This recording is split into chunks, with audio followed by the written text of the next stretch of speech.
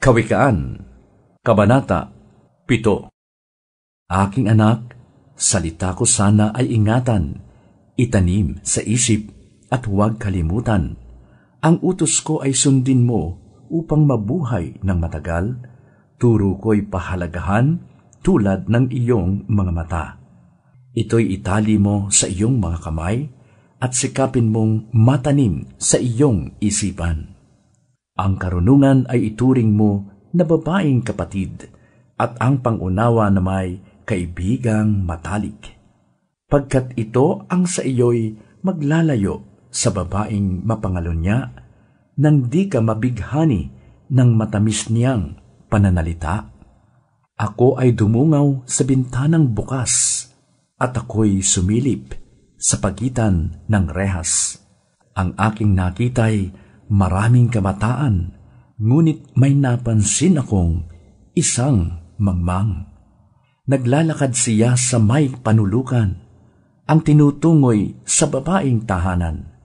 Tuwing sasapit ang gabi, ito'y kanyang ginagawa sa lalim ng hating gabi kapag tulog na ang madla. Ang babae ang sa kanya'y sumalubong sa pintuan, mapangakit, mapanlinlang, sa masagwang kasuotan. Maingay ang kanyang boses, kilos niya ay maharot, di matigil sa tahanan, di mapigil sa paglibot. Ngayoy sa lansangan, maya-maya'y sa liwasan, walang ano-ano'y sa panulukan, doon siya nag-aabang.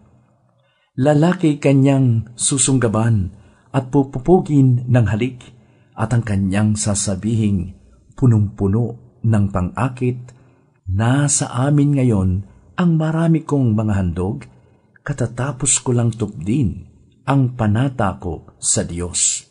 Ako ay narito upang ika'y salubungin, mabutit nakita kita, pagkatapos kong hanapin. Ang aking higa ay sinapnan ko ng makapal, linong buhat sa Ehipto, iba't iba pa ang kulay.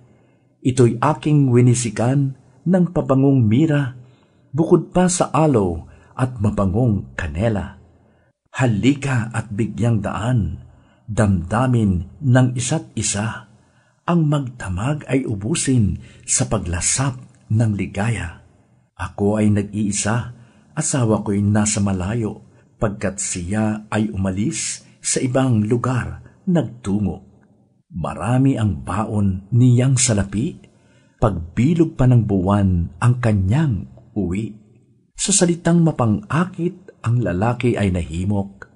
Sa matamis na salita, damdamin niya ay nahulog. Maamos siyang sumunod sa babae at pumasok, parang bakang kakatayin sa matador ay sumunod. Mailap na usa sa patibong ay nahulog, hanggang sa puso nito ang palaso ay maglagos. Isang ibong napasok sa lambat ang kanyang nakakatulad. Hindi niya namalayang buhay pala ang katumbas. Kaya nga ba, aking anak, sa akin ay makinig, at dinggin mo ang salitang mula sa aking bibig. Huwag mo ngang hahayaang ang puso mo ay maakit ng babaeng ang tuntunin ay landasing nakalihis, sapagkat marami na ang kanyang naipahamak at hindi na mabibilang nabuwal sa kanyang yapak. Sa bahay niya'y nagmumula ang landas ng kasawian, tiyak na patungo sa malagim na kamatayan.